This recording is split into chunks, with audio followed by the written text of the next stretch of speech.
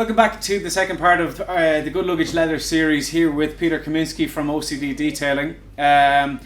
This episode we're going to focus more on the restoration of leather. This is something that I have no clue whatsoever about, so I'm really interested to learn what Peter is going to say here. If you're interested in hearing about the previous episode, which was how to clean your leather, how to actually tell whether your leather is actual real leather or artificial leather, you can click the link up one of those sides there. It'll bring you back to the first video, then come back to this one obviously, and we're going to bring a third one back out in the future then again. So if you haven't done so already, please hit the subscribe button down below so you're notified the next time our videos come out. And yeah, so now we're going to take it away, let Peter talk about how to restore leather from a DIY point of view. Obviously there is tips and tricks that he himself would have here, like using compressors and stuff like this, but this is the methods that we're going to do today. You can actually do from home. It is do it yourself. It's all the products we're using is from the Colourlock brand, all available from ocddetailing.ie. So Peter, what have we got here in front of us and what are we going to do today? So today we'll restore this piece of leather. We'll just concentrate on this little square. We'll use DIY methods, as you said there. When I do restoration, obviously I use compressor.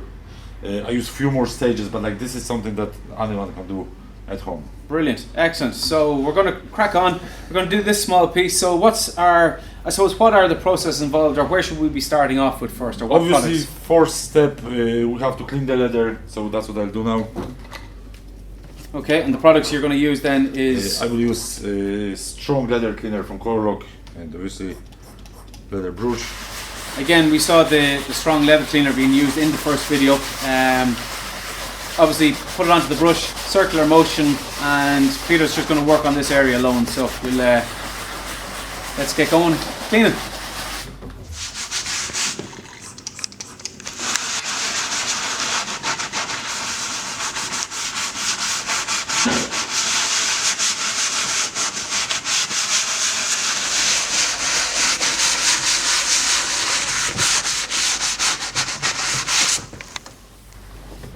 So is there much, that was my next question, was there much dirt actually coming off it, but I think the proof is in the pudding there itself with using the white cloth to clean it off anyway.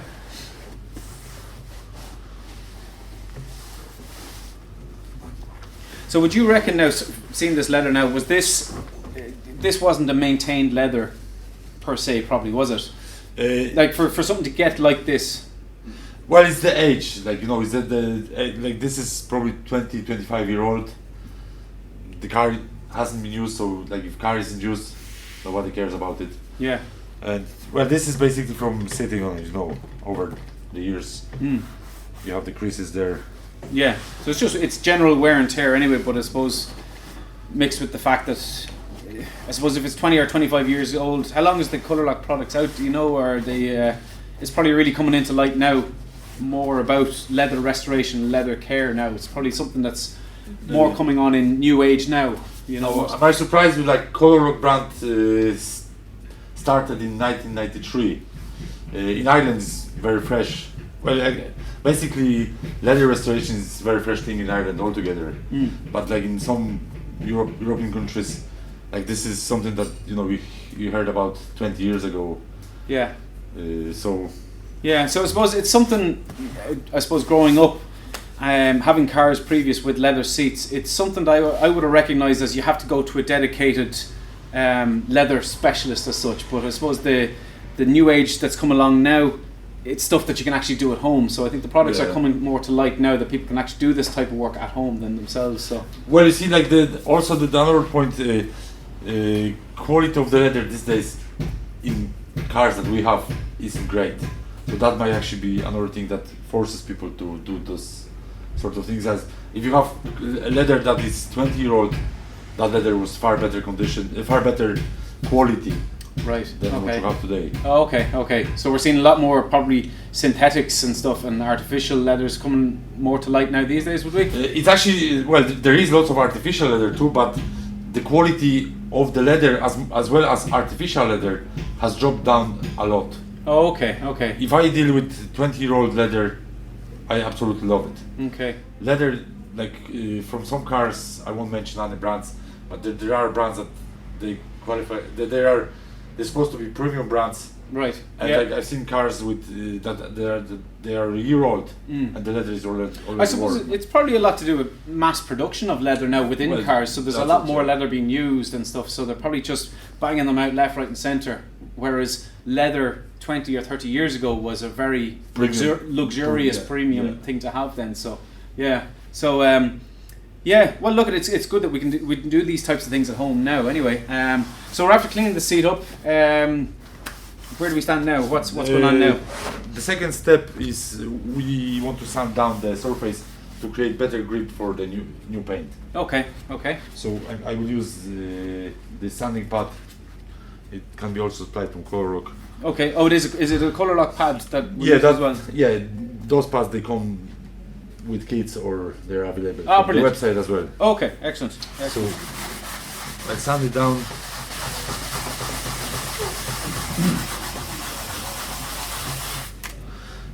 It's a very important thing when you apply fresh paint that you will remove the old top coat from the surface. Okay. So this is our sign that the top coat is removed. Oh, okay. So straight away you're seeing the paint. If you can see the color, because top coat, same as in case of cars, it's clear. Yeah. In case of leather, it's also clear. So you need to see the color of your leather on the sanding block. Then yeah.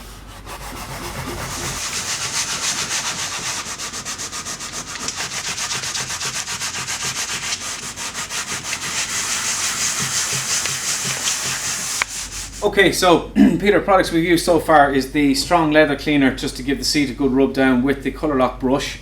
Then use the sanding pad to sand down the top layer, take the paint off the top layer of the seat itself. Then, where do we go from here then? The next step is we need to degrease the surface. So we'll use solvent cleaner from Colourlock as well. Mm-hmm.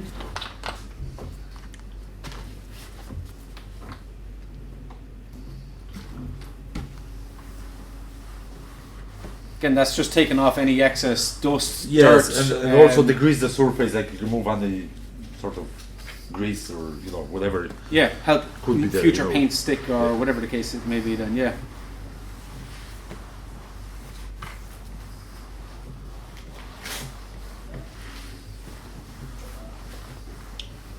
Again, all these products that we're seeing here, these are readily available on your website anyway to purchase from now. Yeah, okay. Now we can dry the seat.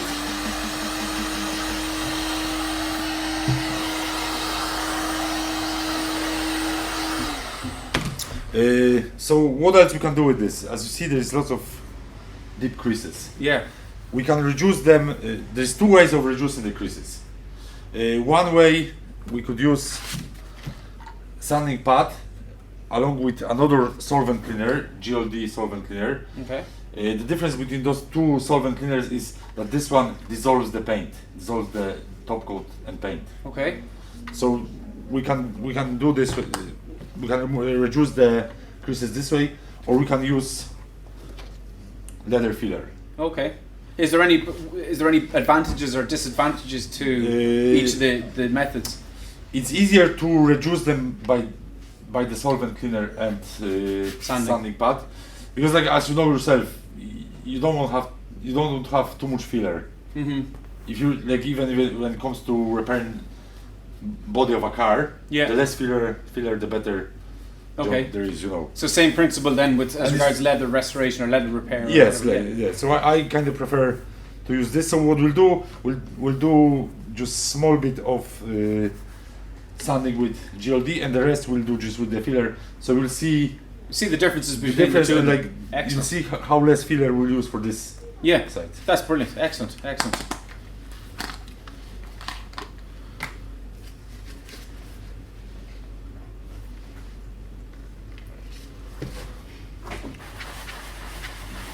So GLD solvent now is it's a lot stronger than the solvent clean. Well, both are strong. Yeah. This one also dissolves the top coat. So that's the main difference of them, you know. So well, it is stronger. Yeah, it is going to be stronger. So. Okay.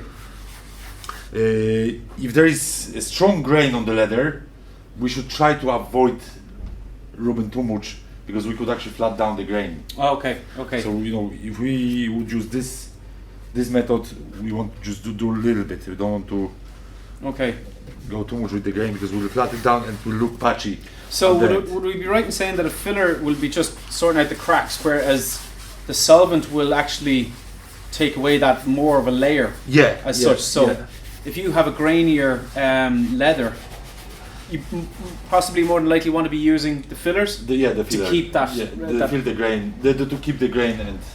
Right. Okay, that makes sense then. So you can see already straight away, even just doing that little bit there, that it's. I mean, the cracks are. I won't say they're going away, but they are fairly diminishing. Anyway.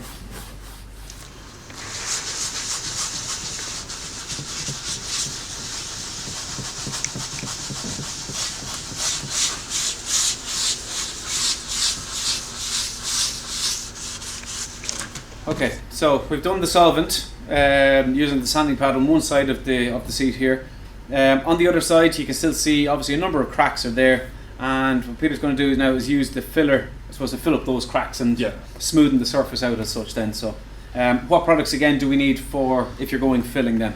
Now we need the leather filler, and leather filler comes in white.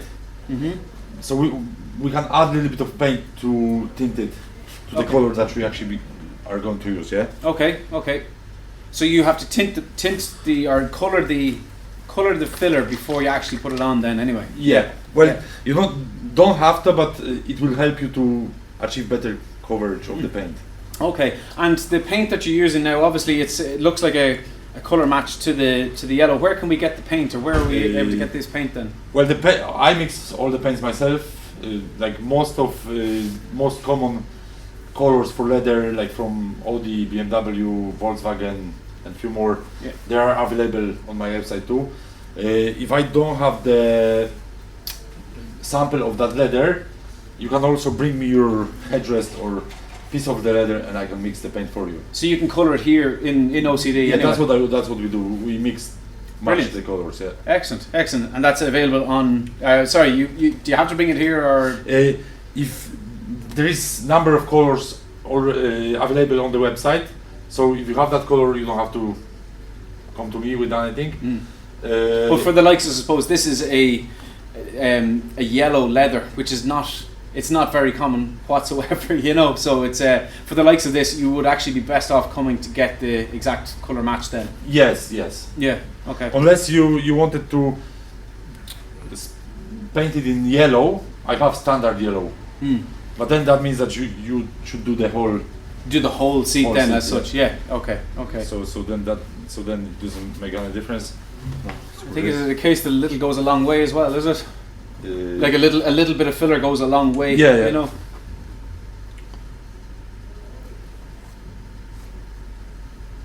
So you're literally just scraping it across the top to fill in all those gaps then, is it? Yeah, all you need is just to put filler where it needs to be, because you don't want to do something like that. You don't want to. Yeah. Because then if you do something like this and you paint it, you will see the filler on top of the leather. So you want to do really neat job. Yeah.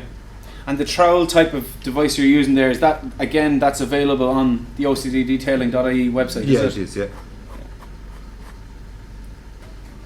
I suppose while you're doing that, anyway, Peter, you actually run courses here quite a bit now. Obviously, we're during these current times, they're a bit everything is on shutdown and lockdown or whatever, but you actually teach people how to carry out this process then normally on a regular basis, would you? Yes, I had a nice number of people coming to me last year for those courses. And a few of them, like they perform leather restoration with very nice results. So they've gone on to add that as a service to their own detailing businesses. And most of lads that they're doing detailing. Yeah. They come to me, yeah. Very good. And how many people would you take in a class at a time then? Well, as you know yourself, these days one. Well, no, not the, yeah. I know these days. One are a bit person different, at the time. I ran a few group courses. I had maximum 5 people. Right. Okay. just again, while you're doing that, on the bit that you've put the solvent on and sanded it down, do you actually need to put filler on those bits anyway? Do you still need? I ran over that, and you can look closely that there's very little. There's very little to be filled anyway. Compared to that, like, well, there's not much to there as well, but yeah. So the sanding has actually taken away quite a lot of the roughness anyway. Yeah. Is it good practice to do it anyway, just to make sure as such, or to sand down with it? But is it good practice to sand it down and then even? I know we talked about there's two processes. There's a filling process and there's a sanding process using the GLD. Yeah. But is it a good idea to still even using the GLD, the filler, just to make sure that it's definitely topped up, or it should be okay? It's good practice to actually do it. You know, like if you want to reduce them, you want to have them disappeared. It's good practice to run over that, and in this case, you can see that.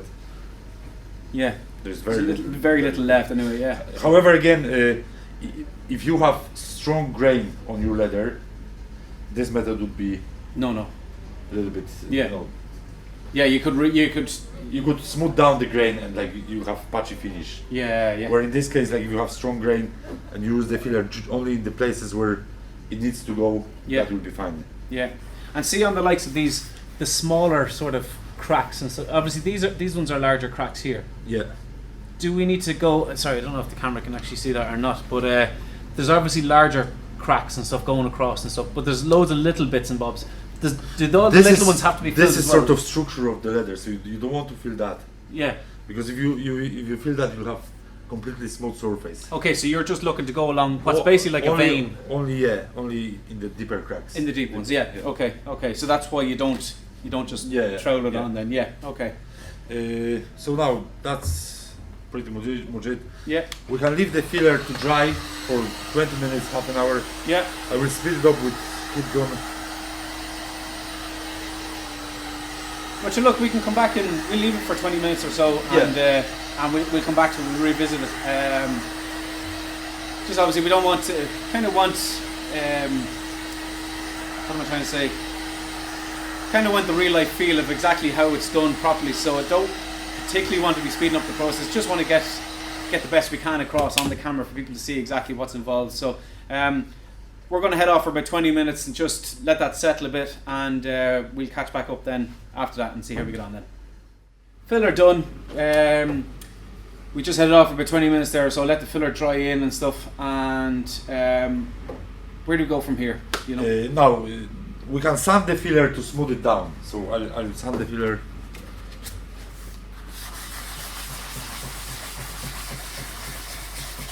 So you're not using any solvents or anything here, it's a simple sand, just take the edges or take the rough bits out of the filler, or flatten them out basically.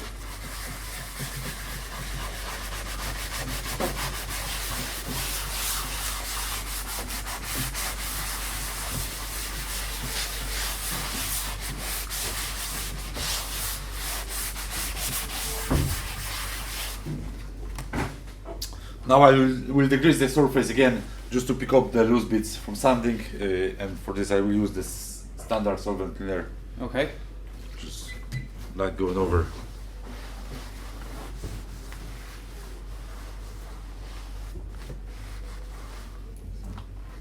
I will try it now again.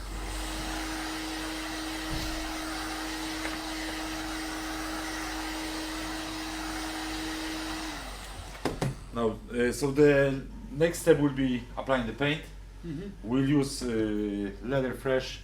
So this is mix of paint and top coat in one. This is product for DIY use. Oh, okay. So it's basically an all-in-one. So you're talking paint, talking about a car, you know, with detail. That's what people understand.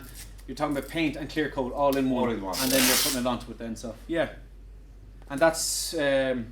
Does that come pre-mixed then, or is that what you order on the site? You order the Lether Fresh? Yeah, this is what you can order from my website. Yeah. Right. So when you log on to ocddetailing.ie, you're clicking on Lether Fresh, selecting the colour that you want. Yeah. And then that's what comes back out then. Yeah. So naturally enough, you're making sure that you're getting right onto the seals, right onto the edge where the yellow meets the black, and make sure that there's no overspill of any sort. Or because if you paint the black, you will have to clean it, and Yeah.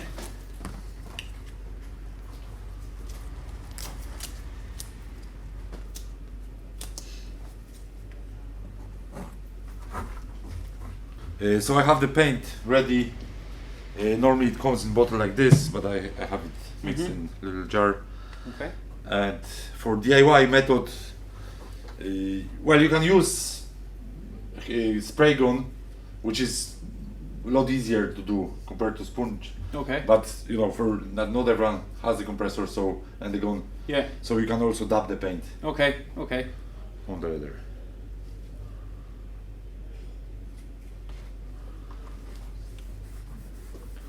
The force coat you can actually just rub on like that. Okay, so it just covers the whole area then as such.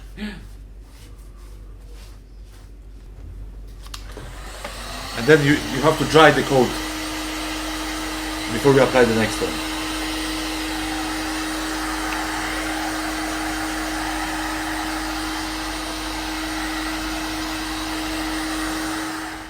So it's basically just like painting a room that you put it on a dry. You don't put wet paint on wet paint is what you. Yeah. Yeah, exactly. Okay.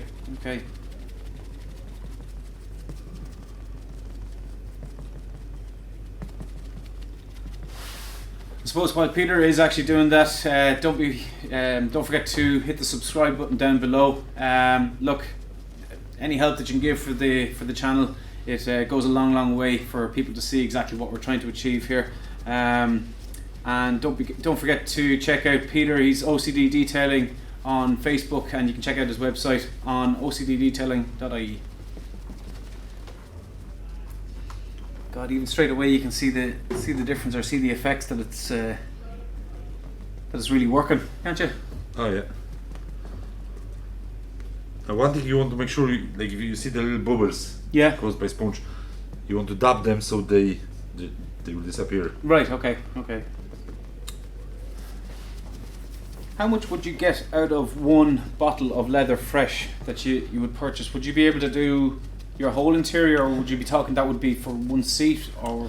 It obviously depends on the damage of the leather. Like if it's just freshen up, you will easily get 4 seats done with it. Yeah. You get 2-3 tiny coats with that bottle.